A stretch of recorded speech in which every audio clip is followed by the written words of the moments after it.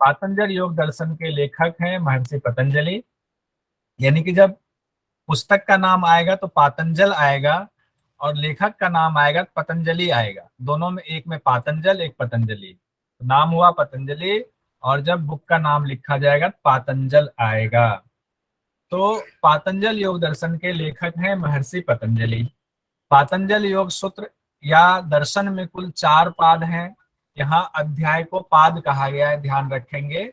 प्रथम पाद, द्वितीय पाद, तृतीय पाद, चतुर्थ पाद, और हर पाद का नाम है अपना। तो क्या नाम है? पहले समाधि पाद है, दूसरा साधन पाद है, तीसरा विभूति पाद, चौथा कैवल्य पाद है।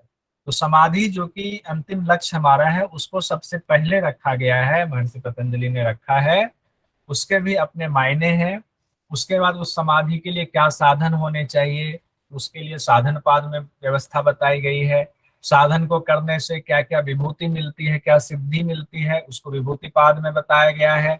और कैवल्य पाद में फिर उसके बाद की अंतिम अवस्था तक लेकर गए हुए हैं, जिसमें कि जन्म औषधि मंत्र तप वाला जो है उसका इस बार सवाल भी आया हुआ था। तो इससे भी सवाल पूछा जाता है, बहुत सिंपल सवाल आता, कई बार आ चुका है कि चारों पाद को अलग उलट पुलट करके एग्जाम में दे दिया जाता है और कहते हैं इसका सीक्वेंस सजाएं। कूट में लिख दिया था कूट 1 2 3 4, तो वो हम लोग लास्ट में 10 को देखने के बाद क्वेश्चन देख लेंगे। पातंजल योग दर्शन के चारों पाद मिलाकर के कितने हैं? कुल 195 सूत्र हैं। इसे सूत्र ही बोलते हैं, मंत्र या श्लोक नहीं बोलते हैं। ये हम लोग ध्यान रखेंगे। जो पुराने लोग हैं उनको पता है, जो नए लोग हैं एक बार और इसको ध्यान में रख लेंगे। अब देखते हैं हर पाद में कितने सूत्र हैं, ये भी क्वेश्चन पूछ दिया जाता है। समाधि पाद में 51, साधन पाद में 55, विभूति पाद में भी 55, कैवल्य पाद में 34। तो हमें याद ऐसे रखना, 4 बार 5 बार मन ही मन सब लोग रिपीट कर जाएंगे। 51 55 55 34, 51 55 55 34। और पाद हमें चारों याद सीक्वेंस से रहेगा ही रहेगा कि समाधि पाद, साधन पाद, विभूति पाद और कैवल्य पाद। तो 51 55 55 34 ऐसे मनी मन 4 से 5 बार बोलते हुए सोचिए कि अब भी इसी वक्त याद करना है नोट्स के भरोसे। तो जब नोट्स बनाएंगे एक बार और याद होगा। हम छोड़ेंगे नहीं कि अभी तो बस ऐसे ही क्लास ज्वाइन कर लिया है, तो फायदा नहीं होगा। अब देखिए एक एक पाद को सरसरी निगाह से देख लेते हैं। समाधि पाद में जो सबसे पहला कहा गया है उसमें है अथ योगानुशासनम। उसके बाद दूसरा है योग की परिभाषा दी गई है, जिसमें कहा गया है, क्या है योग की परिभाषा? योगश चित्त वृत्ति निरोध है।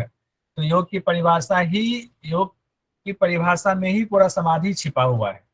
और इसी में समाधि पाद में ही चित्त की 5 वृत्तियों की चर्चा की गई है, जिसमें प्रमाण, विपर्य, विकल्प, निद्रा और स्मृति बताए गए हैं। 5 वृत्तियां, इससे भी सवाल आता है, ये याद करना पड़ेगा टिप पे। हर वृत्ति के 2 भेद बताए गए हैं, क्लिष्ट और अक्लिष्ट। यानी कि हर वृत्ति 2 तरीके की होती है, अच्छी भी होती है, बुरी भी। यानी योग साधना में सहायक भी होता है और योग साधना को नष्ट करने वाला, भटकाने वाला भी होता है। वृत्ति निरोध के उपाय बताए गए हैं इस वाले में। और क्या है वृत्ति निरोध के उपाय? अभ्यास वैराग, जिसमें अपर वैराग और पर वैराग की चर्चा की गई है। और हाँ, संप्रज्ञात समाधि के भेद बताए गए हैं। उसके बाद भव प्रत्यय, विदेह प्रत्यय, विदेह प्रकृति लय योगी के बारे में बताया गया कि कैसे होते हैं, क्या होता है। साधक की 3 अवस्थाएं बताई गई हैं, मृदु, मध्य और अधिमात्र। इसी को साधना की भी 3 अवस्था के रूप में देखा गया है कि मृदु आपका साधन जो आप कर रहे हैं अभ्यास, वो मृदु है या मध्य है या अधिमात्र है, ज्यादा है। ईश्वर प्रणिधान की चर्चा की गई है और ईश्वर की विशेषता बताई गई है, उनके नाम बताए गए हैं, ईश्वर का ध्यान कैसे करें। इस बार ईश्वर से संबंधित एक सवाल भी पूछा गया था, उस उत्तर दे दिया और लिखा गया कि इनके बारे में चर्चा हो रही है, महर्षि पतंजलि के बारे में चर्चा हो रही है या ईश्वर के बारे में चर्चा हो रही है, ऐसे। तो अगर कई बार तो लोग जो है महर्षि पतंजलि, बहुत सारे लोग मारकर आए हुए हैं कि उनको लगा कि ये तो महर्षि पतंजलि ने सूत्र की चर्चा की हुई है। बहुत सुंदर, महर्षि पतंजलि ने लिखा हुआ तो उनको मार दो, जबकि वो ईश्वर की विशेषता बताई गई थी, ईश्वर के बारे में कहा गया था। विक्षेप बताए गए हैं, 9 अंतराय। विक्षेप में 2 चीजें हैं, ध्यान रखिएगा, 9 अंतराय और विक्षेप सहभुव 5। तो 9 अंतराय पिछली बार क्वेश्चन आया था कि इसको सीक्वेंस में सजाएं। व्याधि, सत्यान, संशय, प्रमाद, आलस, अवरति, भ्रांति दर्शन, अलब्ध भूमिकत्व, अनवस्थितत्व। विक्षेप सहभुव इस बार मेरे ख्याल से क्वेश्चन आया था। दुख दौर मनुष्य अंग में जियत्व श्वास प्रश्वास। आया था क्या पंडित जी इस बार क्वेश्चन? हाँ सर। हाँ। चित्त प्रसादन के उपाय भी इस बार आया हुआ था, जिसमें था कि सुखी से व्यक्ति से मैत्री करे, जो दुखी है उनके प्रति करुणा दिखाए, पुण्यात्मा है उनके प्रति प्रसन्नता का भाव रखें, मुदित का भाव रखें, जो पापात्मा है उनके प्रति उपेक्षा का भाव रखें। ये आपके समाधि पाद में ही आ रहा है। सबीज निर्मित समाधि और श्वेतंबरा प्रज्ञा की चर्चा आपके समाधि पाद में ही की गई है। उसके बाद दूसरा है आपका साधन पाद। साधन पाद में की शुरुआत होती है क्रिया योग से। ये भी ध्यान रखना है, हमें हर पाद के बारे में पता होना चाहिए, शुरुआत किससे हुई अंत में क्या है, और उसके बीच का फिर हम याद करने की कोशिश करें, लेकिन शुरुआत और अंत तो याद होना ही चाहिए। तो क्रिया योग से साधन पाद की शुरुआत है, जिसमें कहा गया तप स्वाध्याय ईश्वर परिधान, ये तीन मिलाकर क्रिया योग होता है। इससे संबंधित भी कई सवाल कई बार आए हुए हैं। पंच क्लेश की चर्चा है कि कौन से पांच क्लेश हैं, तो अविद्या अस्मिता राग द्वेष अभिनिवेश, इसी में अविद्या को बाकी की जननी बताई गई है। अच्छा, ऑडियो कम आ रही है। क्लेशों के नाश का उपाय बताया गया है। तीन प्रकार के दुख की चर्चा है, परिणाम दुख, ताप दुख, संस्कार दुख। दृश्य और दृष्टा के स्वरूप की चर्चा है। दृश्य हो गया प्रकृति, दृष्टा यहाँ आत्मा को बताया गया है। विवेक ख्याति कब उत्पन्न होती है और विवेक ख्याति के बाद क्या होता है, उसकी चर्चा है। अविद्या की वजह से प्रकृति पुरुष का संयोग हुआ है। विवेक ज्ञान की प्राप्ति के लिए अष्टांग योग की चर्चा की गई है। कैसे विवेक ज्ञान की प्राप्ति के लिए अष्टांग योग में क्या क्या है, 8 अंग बताए गए हैं। उसी को 2 पार्ट में तोड़ा गया है, बहिरंग और अंतरंग। इसमें यानी दूसरे वाले में बहिरंग की चर्चा और अंतरंग की चर्चा, यानी कि धारणा ध्यान समाधि की चर्चा अगले यानी विभूति पाद में की गई है।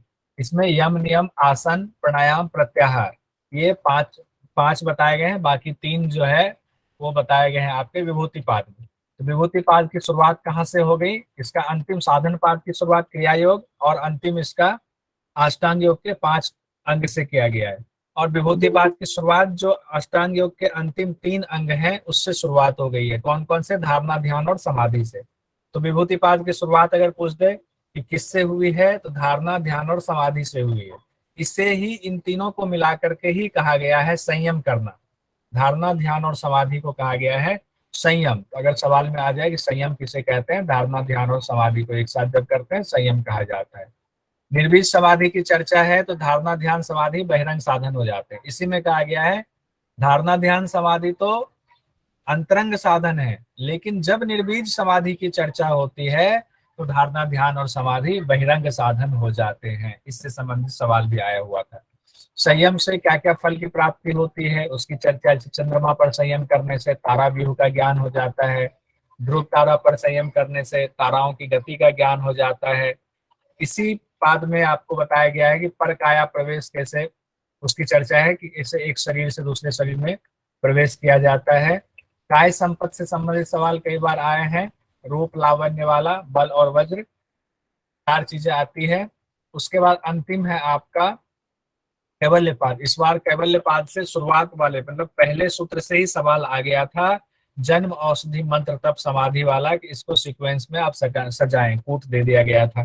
तो अगर हमारे पास सूत्र याद है हमारे दिमाग में तो एक भी क्वेश्चन नहीं छूटेगा। तो कैवल्य पाद की शुरुआत किससे है, 5 सिद्धि से, जन्म औषधि मंत्र तप और समाधि। इसको मैंने कहा था कल बताऊंगा।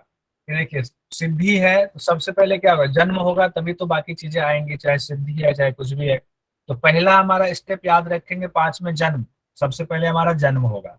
और सबसे अंतिम स्टेप याद कर लेंगे कि समाधि, समाधि क्योंकि अंतिम स्टेप है। समाधि हो गया तो फिर तो मुक्त हो गया आत्मा। तो जन्म और समाधि याद रखेंगे, बाकी बीच में 3 रखेंगे। कैसे याद करेंगे उसको देखिए। जैसे जन्म हुआ हमारा, तो जन्म के बाद क्या होता है, हमारा गर्भनाल कटता है। तो गर्भनाल कटने के बाद उस पर औषधि लगाई जाती है। ऐसे बस याद करने के लिए कह रहा हूँ, इसको किसी और संदर्भ में ना जोड़े। जन्म हुआ हमारा, गर्भनाल कटा, हम माँ से अलग हुए तो हमारे गर्भनाल पे घाव ना हो जाए तो औषधि लगाती है। तो दूसरी सिद्धि औषधि के रूप में याद करें। और औषधि लगा करके हम थोड़े से बड़े हुए, गर्भनाल सूख गया, हम अलग हो गए हैं। अब हमने मंत्र जाप सिखाया जा रहा है। हमारा जो है जनेऊ संस्कार हुआ तो हमें मंत्र सिखाया गया, हमने मंत्र किया, मंत्र के द्वारा हमने तपस्या शुरू कर दी, जैसे बालक ध्रुव ने कर दी थी। तो उन्होंने तपस्या शुरू कर दी, फिर उनको समाधि मिली थी। तो इस तरह से हम सीक्वेंस से याद करेंगे। 5 सिद्धियां हमें बस याद करने की टेक्निक के बारे में बता रहा हूँ, बाकी इसका अर्थ अलग अलग है। उस सूत्र में जब हम लोग आएंगे तो पढ़ेंगे। धर्म में एक समाधि की चर्चा इसी में कही की गई है, यानी कैवल्य की प्राप्ति से ठीक पहले धर्म में एक समाधि आती है, उसके बाद वैराग्य आ जाता है, और फिर हमारे पास कैवल्य की प्राप्ति होती है, हम मुक्त हो जाते हैं। अब इसमें जो सवाल आया था वो इस तरह से आया था कि योग सूत्र के अध्यायों को सही क्रम में सजाएं। तो साधन पाद, कैवल्य पाद, समाधि पाद, विभूति पाद, ऐसे आपको उल्टा सीधा दे दिया जाता है। आंसर में क्या होगा? समाधि पाद, समाधि के लिए क्या साधन होगा, साधन हम करेंगे तो हमें क्या विभूति मिलेगी, विभूति मिल गई तो हमें विभूतियों पर आकर्षित नहीं होना है, उसको छोड़ते हुए कैवल्य की प्राप्ति की तरफ जाना है। अब इसमें से कुछ सवाल का जवाब आप लोग दे दीजिए, फिर बाकी के 10 सूत्र को हम लोग देख लेंगे। पातंजल योग दर्शन में के केवल पाद में कितने सूत्र हैं? 34। 34। कितने हैं फिर से बताइए? 34। 34।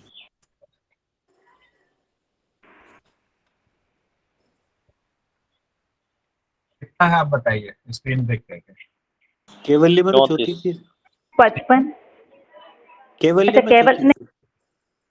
34। सर क्वेश्चन में सबसे पहले कैवल्य का ही पूछा गया है। ठीक है, बहुत बढ़िया, वही कंफ्यूज होता है। ठीक है, पातंजल योग दर्शन के समाधि पाद में कितने सूत्र हैं? 51। 51।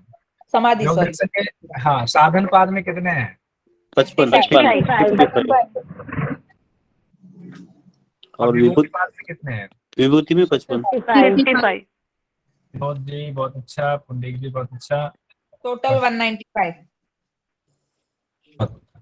अब देखिए, ये इसमें से भी क्वेश्चन आता है, ये मत सोचे ये बहुत आसान था, क्वेश्चन आ जाता है वहां हम कंफ्यूज हो जाते हैं।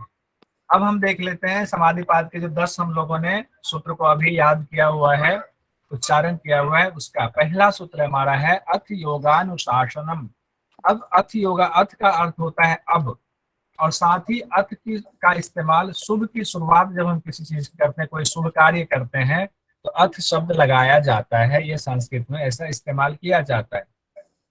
अब अथ योगानुशासनम का अर्थ ये कहा गया है कि अब हम योग की शिक्षा देने वाले 196, हाँ अनामिका जी है, 1-2 सूत्र का अंतर है, लेकिन जो सर्वमान्य है एग्जाम के हिसाब से 195 ही है, लेकिन 196 भी कई जगहों पर दिया गया है।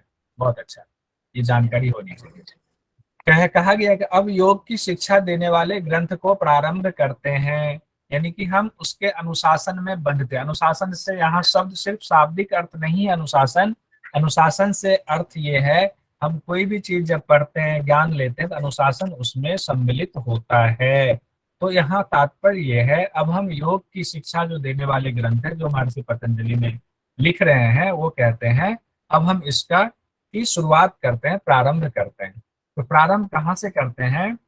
योगश चित्त वृत्ति निरोध, यानी सबसे पहले योग की परिभाषा ही उन्होंने उठा करके रखा हुआ है महर्षि पतंजलि ने। परिभाषा में क्या कहा गया है? योगश चित्त वृत्ति निरोध। अगर एग्जाम में आ जाए पातंजल योग दर्शन में योग की परिभाषा किस पाद में है, और तो ये हो जाएगा प्रथम पाद समाधि पाद, और क्या है परिभाषा? तो योगश चित्त वृत्ति निरोध है। अब चित्त की वृत्तियों का निरोध ही योग है। अब निरोध का अर्थ क्या है? वृत्तियों का खुद ब खुद रुक जाना, यानी ये नहीं कि जबरदस्ती हमने किसी वृत्ति को रोकी हुई है, उसको निरोध नहीं करेंगे, उसको कहेंगे विरोध, उसको कहेंगे जबरदस्ती रोकना, वो निरोध की श्रेणी में नहीं आएगा। तो वृत्ति से यहाँ तात्पर्य क्या है? वृत्ति से तात्पर्य है कि हमारे मन के अंदर असंख्य वृत्तियां चलती हैं एक साथ। कई लोगों का हो सकता है जो अभी पढ़ाई कर रहे हैं, मन कहीं और भी होगा, कोई चीज, कोई दिन में कोई दिक्कत हो गई होगी या कल की कोई प्लानिंग होगी तो उस पर दिमाग जा रहा होगा बार बार, फिर यहाँ ला रहे होंगे, फिर ध्यान कहीं जा रहा होगा, क्योंकि बहनें होंगी जो खाना बना रही होंगी, उनको खिलाना होगा, कहीं नमक ज्यादा ना हो जाए, तो वृत्तियां चलती रहती हैं, असंख्य वृत्तियां चलती हैं। उन वृत्तियों यानी कि जितने हमारे इंद्रियां हैं वो अपना व्यापार करती रहती हैं अपने हिसाब से। वो जो वृत्तियां, असंख्य वृत्तियां चलती रहती हैं, उन वृत्तियों का निरोध करना, एकाग्र कर देना, वो अवस्था में जब निरोध हो जाता, जो वृत्तियां अब चलेंगी नहीं, तब खुद ब खुद सारी वृत्तियां रुक जाएंगी, तब हमें योग असली हमारा सिद्ध होगा, तब उसको कहेंगे कि अब हम योग की श्रेणी में आ गए, योगी हो गए। अभी हम लोग अपने आप को योगी भले ही कह लें, हम सब योग के साधक हैं, योगी नहीं हैं। भले यूट्यूब पे मैं भी लिख लेता हूँ योग गुरु, हम योग गुरु नहीं हैं।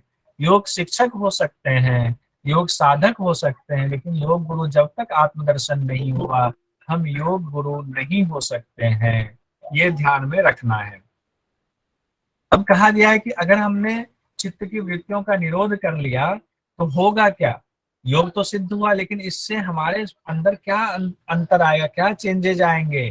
तो महर्षि पतंजलि कहते हैं तब ये होगा, तब ये होगा द्रष्टु स्वरूपे अवस्थानम, यानी कि दृष्टा अपने स्वरूप में अवस्थित हो जाएगा। दृष्टा कौन है?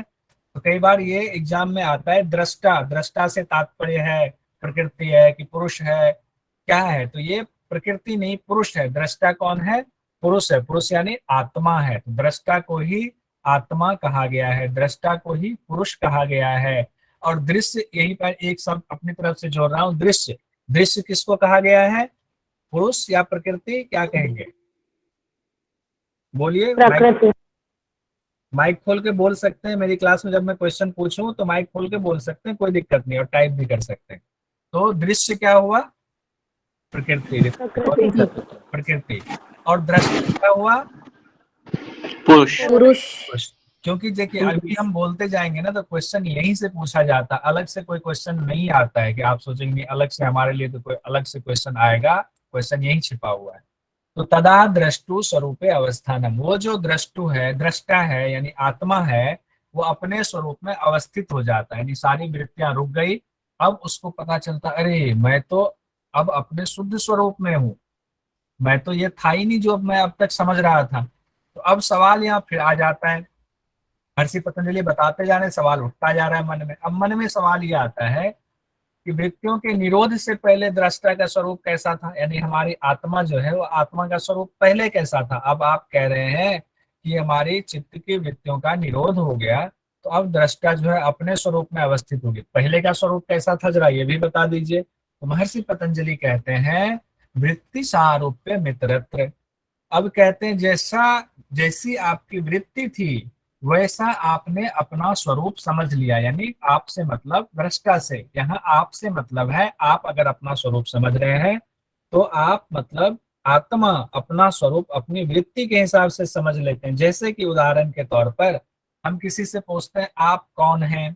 अगर हमने पूछा संतोष जी आप कौन हैं, तो अगर संतोष जी डॉक्टर हैं, उनका पेशा डॉक्टरी का है, तो वो कहेंगे मैं एक एमबीबीएस डॉक्टर हूँ या मैं एक डेंटिस्ट हूँ, जबकि वो डेंटिस्ट है नहीं, वो डॉक्टर है नहीं, वो मतलब आत्मा, वो तो प्रकृति है। तो वो क्या है? वो आत्मा है, वो पुरुष है, वो दृष्टा है।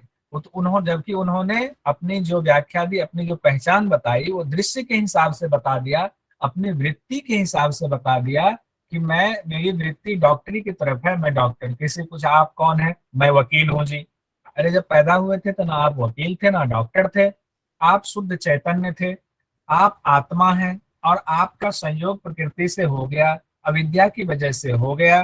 तो आपको लगा कि अब मैं जिस शरीर में हूँ वो शरीर ही मेरा है, शरीर ही मैं हूँ।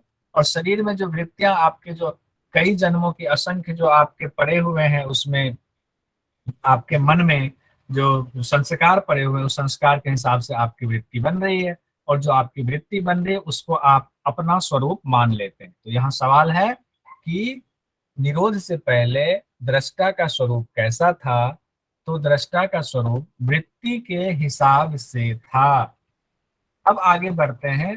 पांचवा है वृत्तयः पंचतयः क्लिष्टा क्लिष्टा। क्लिष्टा क्लिष्टा में दो शब्द है, एक क्लिष्ट एक अक्लिष्ट। तो दो शब्द यहाँ जुड़ा हुआ है, इसको देख लेते हैं। अब कहते हैं ठीक है, हमने जान लिया कि वृत्ति के हिसाब से हमारा स्वरूप था।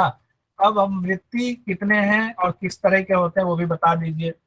कहा गया है कि वृत्ति 5 तरीके के होते हैं, और पांचों वृत्तियां 2 भेद वाली होती है। कौन? क्लिष्ट और अक्लिष्ट। हर वृत्ति 2 होगी। कहते हैं ना हर इंसान के अंदर शैतान और भगवान छिपा होता है। जब उसकी प्रवृत्ति शैतानी होती कहते हैं वही इंसान शैतान बन जाता है। जब वो ईश्वरीय काम करता है कहते हैं वाह क्या ईश्वर की तरह इन्होंने काम किया हुआ है, ये बड़ा ही अच्छा आत्मा है, अच्छा आत्मा वाला इंसान है। तो कहा गया है कि 5 वृत्ति आपकी है जो 2 भेदों वाली है, क्लिष्ट और अक्लिष्ट। अब क्लिष्ट क्या है, अक्लिष्ट क्या है, इसको समझिए।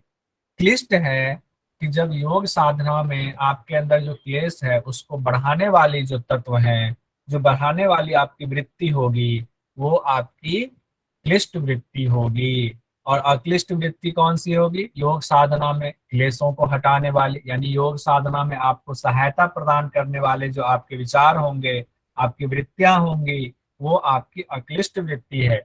लेकिन ध्यान रखिएगा, महर्षि पतंजलि कहते हैं कि आपको कैवल्य प्राप्ति के लिए क्लिष्ट तो हटाना ही है, बाद में अक्लिष्ट वृत्ति का भी नाश करना है, उसको भी खत्म करना, उसका भी निरोध करना है। लेकिन अचानक से निरोध करने की बात नहीं आती है। कहते हैं, वो आगे हम लोग पढ़ेंगे कि पहले क्लिष्ट वृत्ति को खत्म करना है, जो आपके योग साधना में आपके क्लेश को बढ़ाने वाली है या आपके बाधक तत्व हैं, आपको वो परेशान कर रहे हैं, ऐसी वृत्ति को पहले हटाइए। तो आपके की बाधाएं हट गई, जब आपकी बाधाएं हट गई तो आपके अंदर से पॉजिटिविटी बची हुई है। अक्लिष्ट वृत्ति, पॉजिटिविटी मतलब योग साधना में आपको प्रवृत्त कराने वाली आपकी वृत्तियां बची हुई है। तो कहते हैं बाद में उन वृत्तियों को भी छोड़ देना है, अच्छे संस्कारों को भी गौण कर देना है, तभी हमारे तीनों गुण जो है वो मूल प्रकृति में उनका लय हो जाता है, तब जाकर के आपको कैवल्य मिलता है। अब छठा हम लोग आते हैं, छठा सूत्र हमारा है प्रमाण विपर्यय विकल्प निद्रा स्मृतयः। यानी कि 5 वृत्ति कौन कौन सी है, तो प्रमाण है, विपर्यय है, विकल्प है, निद्रा है और स्मृति है। तो यानी कि प्रमाण के भी 2 भेद हो गए, क्लिष्ट अक्लिष्ट, विपर्यय के भी 2 भेद हो गए, क्लिष्ट और अक्लिष्ट, विकल्प के भी 2 भेद हो गए, क्लिष्ट और अक्लिष्ट, निद्रा के भी 2 भेद हो गए, क्लिष्ट और अक्लिष्ट, और स्मृति के भी 2 भेद हो गए, क्लिष्ट और अक्लिष्ट। क्लिष्ट अक्लिष्ट हम लोग पहले पढ़ चुके हैं, तो आपको आसान एग्जाम में पूछ दिया जाता है। ये 5 आपको सीक्वेंस में सजाना होता है, 5 को अलग अलग तरीके, जैसे पहला उन्होंने प्रमाण दे दिया, फिर निद्रा दे दिया, दूसरा विपर्यय, तीसरा दे दिया, चौथा विकल्प दे दिया, स्मृति 5वां। आपको कहा इनको सीक्वेंस में सूत्र के हिसाब से सजाएं। तो आप सूत्र के हिसाब से जब आपको सूत्र याद रहेगा तो आप खट से सजा देंगे। प्रमाण, विपर्यय, विकल्प, निद्रा, स्मृति हमने पढ़ा हुआ था, याद किया हुआ था, वहां आप कूट आराम से चुन लेंगे। क्वेश्चन पे भी अभी हम लोग आएंगे, पहले आप देख लेते हैं आगे कि प्रमाण क्या है। कहा गया है प्रत्यक्षानुमानागमाः प्रमाणानि, यानी कि प्रमाण वृत्ति के 3 प्रकार बताए गए हैं। कौन कौन से, प्रत्यक्ष, अनुमान और आगम, ये 3 प्रमाण हैं, इनके द्वारा हम प्रमाणित करते हैं किसी चीज को। तो कैसे 3 चीजों के द्वारा प्रमाणित करते हैं, प्रत्यक्ष। अब कहते हैं ना, प्रत्यक्ष को प्रमाण की क्या आवश्यकता है, हम लोग अक्सर इसका इस्तेमाल करते हैं, जो चीज दिख रहा है वही तो प्रमाण है। आपसे कहा कि देखो मोहल्ले में हाथी आया हुआ है, आपने सुना और आप तुरंत निकलकर घर से बाहर निकले, आपने देखा कि हाँ हाथी आया हुआ है, तो आपको प्रमाण मिल गया, क्योंकि आपकी मन, बुद्धि और इंद्रिय ने देख लिया कि हाँ हाँ ये तो हाथी है, चलो हमने मान लिया, प्रमाण हमारा मिल गया। अब है ये प्रत्यक्ष प्रमाण की श्रेणी में आएगा, जब मन, बुद्धि, इंद्रियों के द्वारा आप किसी चीज का साक्षात्कार कर लेते हैं, किसी वस्तु का, तो वो प्रमाण प्रत्यक्ष की श्रेणी में आता है। दूसरा है हमारा अनुमान प्रमाण। अनुमान प्रमाण में होता है, जैसे हमने देखा कहीं से धुआं उठ रहा है, तो किसी ने कहा देखो देखो धुआं उठ रहा है, किसी घर में आग तो नहीं लग गई है, तो हम लोग पानी लेकर दौड़ते हैं, ये मान लेते हैं उस समय कि हाँ आग लग गई है, और हम सीधे पानी लेकर आग बुझाने के लिए दौड़ते हैं। हम पहले उसको प्रत्यक्ष करने नहीं जाते हैं, हमने अनुमान लगाया धुआं है तो आग लगी होगी कहीं पर, तो चलो आग को बुझाया जाए, इसको अनुमान प्रमाण कहते हैं। और तीसरा है आगम प्रमाण। आगम प्रमाण में आता है वेद शास्त्र और महापुरुष हमारे, उन्होंने जो बात कह दी है, जो उनके कथन है, जो उनके वचन है किसी चीज के बारे में, हम उसको आगम मानते हैं, मान लेते हैं वेद में लिखा है इसीलिए इसको सच मान लिया जाए, किसी महापुरुष ने कह दिया है इसीलिए उसको सच मान लिया जाए। महर्षि पतंजलि ने कह दिया हुआ है ऐसा, हम इसको मानेंगे नहीं, उन्होंने कहा है तो सच ही कहा होगा, हमारे पूर्वज हैं और काफी विद्वान है, उन्होंने आत्मदर्शन किया, तो उनकी बात को हम काट नहीं सकते। तो ये आपके आगम प्रमाण की श्रेणी में आ जाएगा। तो 3 प्रमाण आपके हो गए, प्रत्यक्ष, अनुमान और आगम। 8वां है हमारा विपर्ययो मिथ्या ज्ञान मत द्रूप प्रतिष्ठम।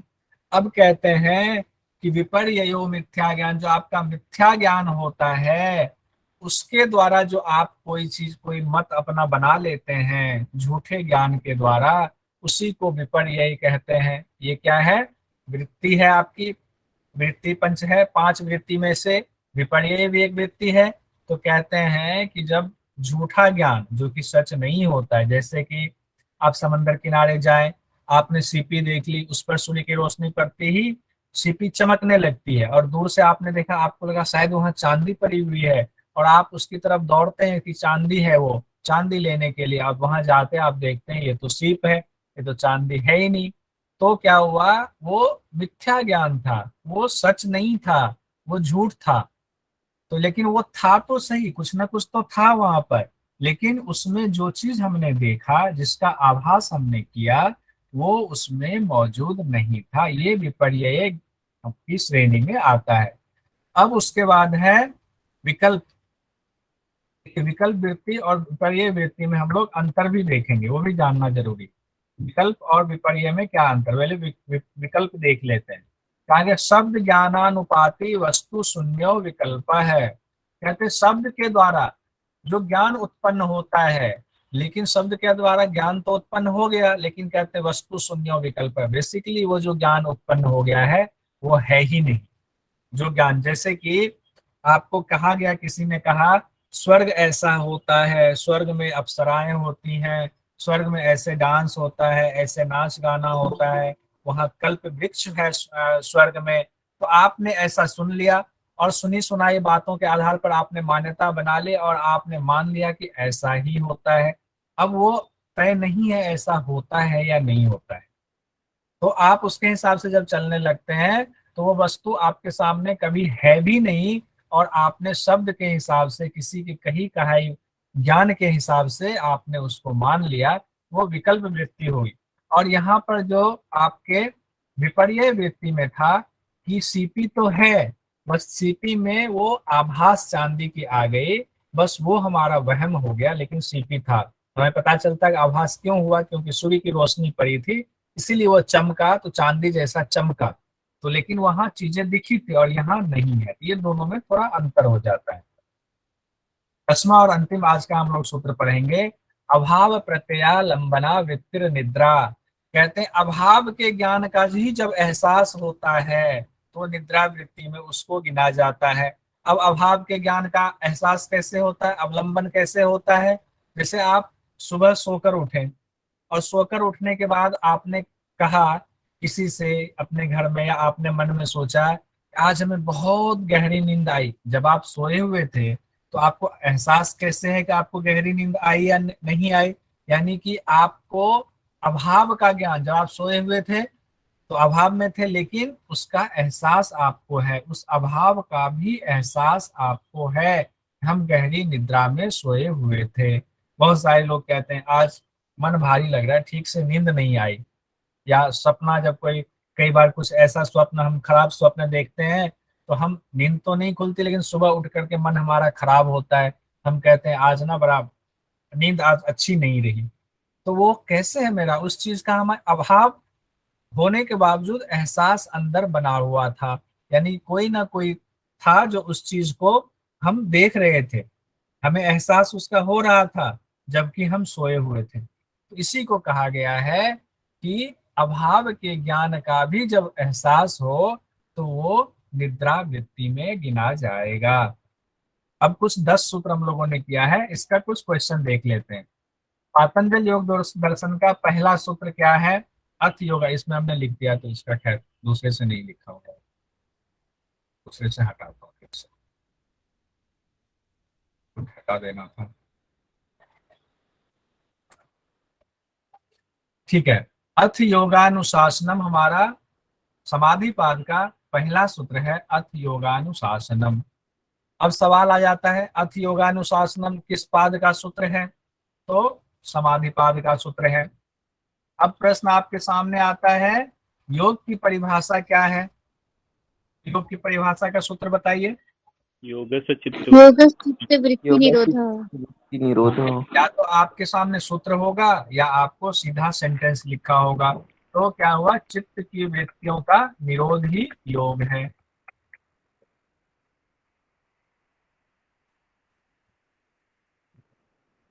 अब सवाल है, चित्त की वृत्ति के निरोध से क्या होता है, बताइए।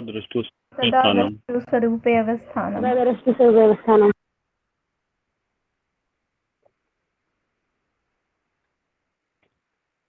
सदा दृष्टु स्वरूप अवस्थानम, यानी कि आत्मा अपने स्वरूप में स्थित हो जाती है। अब सवाल है, वृत्ति के निरोध से पहले दृष्टा का स्वरूप कैसा था? वृत्ति सारूप्य मित्रत्र। वाह, ऐसे जवाब देंगे तब तो आनंद आ जाएगा। वृत्ति सारूप्य मित्र, यानी कि वृत्ति के हिसाब से उसका स्वरूप था। दृष्टा का, किसका स्वरूप? दृष्टा का स्वरूप था। पांचों वृत्तियों के कितने भेद हैं?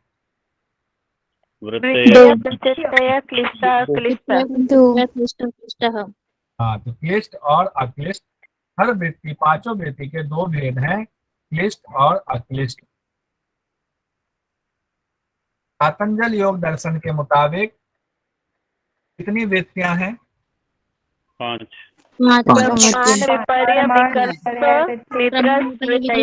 प्रमाण विपर्य विकल्प निद्रा स्मृत्य। बहुत अच्छा प्रशांत जी। और बोलिए, जिनको बोलना है बोलिए। प्रमाण विपर्य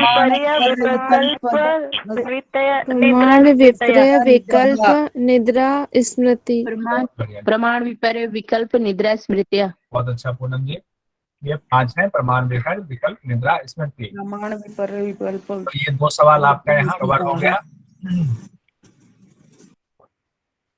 अब इसमें से बताइए, ये सवाल देखिए, पतंजलि के मुताबिक कौन कौन सी वृत्तियां हैं? प्रमाण, निरोध, दुख, स्मृति, इसमें से कूट बताइए। प्रमाण स्मृति। फर्स्ट और फोर्थ। 1 और 4 सर, लास्ट। और 4 प्रमाण निरोध स्मृति। ठीक है, इसको हमने ये कर। पतंजलि के अनुसार प्रमाण कितने प्रकार के हैं? 3 प्रकार प्रमाण, अनुमान, आगम, प्रमाणानि। प्रत्यक्ष, अनुमान, प्रमाणानि। ठीक है, अब देखिए क्वेश्चन आपने कह दिया, इसमें से बताइए, पतंजलि के अनुसार प्रमाण है प्रत्यक्ष, आगम, विकल्प, निद्रा। कूट बताइए। प्रत्यक्ष आगम। 1 और 2। बहुत अच्छा। बाकी लोग, सब लोग इसमें यही मेन देखिए, पढ़ लिया भले आपने कितना भी, अगर यहाँ पर कंप्लीट नहीं करवाए तो एग्जाम में यही काम देगा। कितना भी आप ज्ञानी हैं और अगर आपने सही उत्तर नहीं दिया तो आप पास नहीं हो पाएंगे। पतंजलि के अनुसार देखिए, इसमें क्वेश्चन इस तरह से नेट जीआरएफ में आया हुआ था। पतंजलि के अनुसार प्रमाण है अनुमान, प्रत्यक्ष, विकल्प, आगम, और कूट दे दिया गया था। तो कूट कौन सा होगा? तो 1, 2 और 4। 1 2 4। 1 2 4 प्रत्यक्ष, अनुमान और आगम। विकल्प जो है, विकल्प क्या है?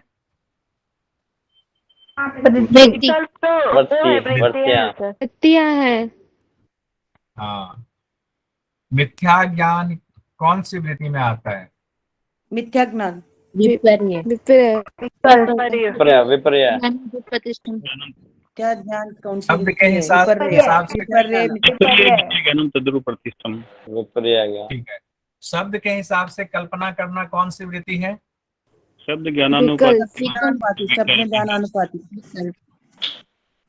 क्या शब्द ज्ञानानुपाती? क्या विकल्प। वस्तु शून्य। विकल्प वस्तु सुनियो विकल्प। वस्तु संयोग विकल्प है, तो ये विकल्प वृत्ति में आएगा। अब है, अभाव के ज्ञान का अवलंबन कौन सी वृत्ति कहलाती है? निद्रा। निद्रा। ये सूत्र बोलिए, सूत्र बोलिए। अभाव प्रत्ययालंबना निद्रा। पूनम जी बोलिए। अभाव प्रत्ययालंबना वृत्ति निद्रा। चंदन जी बोलिए। अभाव प्रति आलम्बन वृत्ति निद्रा। मनीता जी। अभाव प्रत्यावलंबन भाव प्रति आलम्बन वृत्ति। सॉरी सर, सॉरी सर, नहीं बोल पा रही मैं अभी। अच्छा कोई बात नहीं। समावेश वृत्ति निद्रा। अच्छा लोमस जी।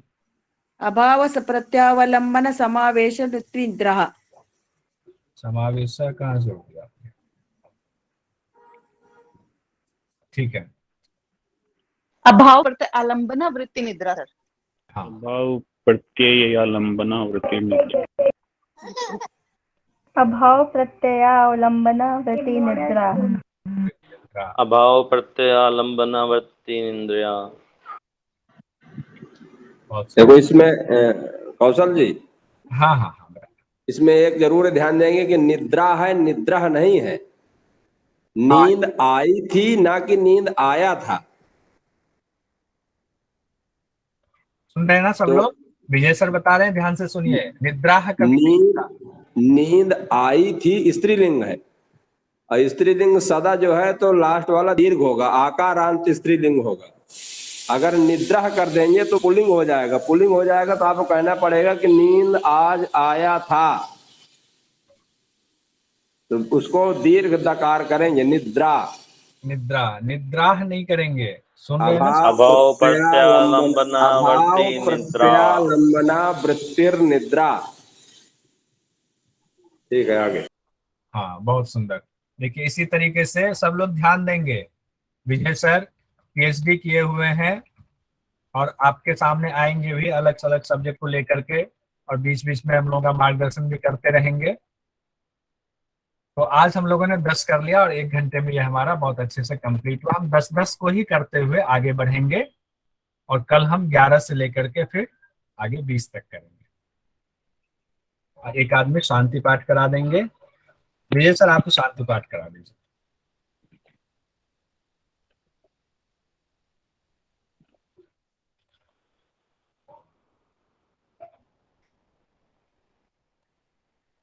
विजय सर जी शांति पाठ करा दीजिए। ठीक। सभी लोग चप्पल उतार देंगे, जूता चप्पल अगर पहने हो, कुर्सी में बैठे हो। स्पाइन गर्दन सीधा करें, धीमा लंबा गहरा श्वास भरें, कोमलता से आंखें बंद करें और पतंजलि के सूत्रों को स्मरण करते रहें। ओम सर्वे, आप मैं पहले आधी पंक्ति बोलूंगा, इसके बाद फिर पूरा सब साथ में बोलेंगे। आप लोग सिर्फ आधी पंक्ति को दोहराएंगे दोबारा। ओम सर्वे भवन्तु सुखिनः।